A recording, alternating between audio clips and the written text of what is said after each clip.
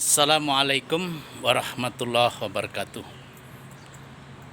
Selamat menjalankan ibadah puasa 1442 Hijriah. Semoga dengan ibadah puasa yang kita laksanakan pada bulan suci Ramadan ini, kita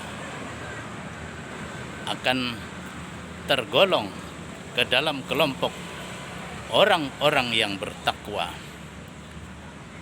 Pemirsa yang berbahagia,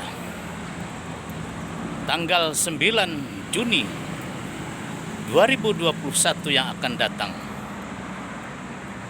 di 7 kecamatan yang tersebar di 2 kabupaten dan 1 kota, yaitu Kabupaten Banjar, Kabupaten Tapin, dan Kota Banjarmasin, akan dilaksanakan pemungutan suara ulang pemilihan Gubernur Provinsi Kalimantan Selatan.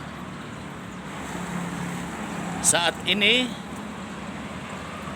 ada 2 pasangan calon gubernur dan wakil gubernur yang akan berkompetisi, yaitu pasangan 01 Paman Birin dan Haji Muhyiddin, dan pasangan 02 Denny Indrayana dan Dipriyadi Darjat. Pada tanggal 9 Juni yang akan datang, kedua pasangan ini akan bertarung kembali,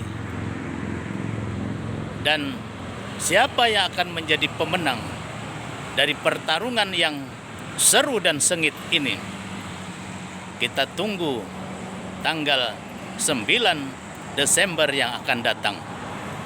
Bagi kita masyarakat di Bumi Lampung Mangkurat, khususnya di 7 kecamatan yang akan menggunakan hak pilihnya pada tanggal 9 tersebut, kita ucapkan selamat menggunakan hak pilih dengan penuh tanggung jawab, dengan hati nurani, dan dengan bebas dan rahasia.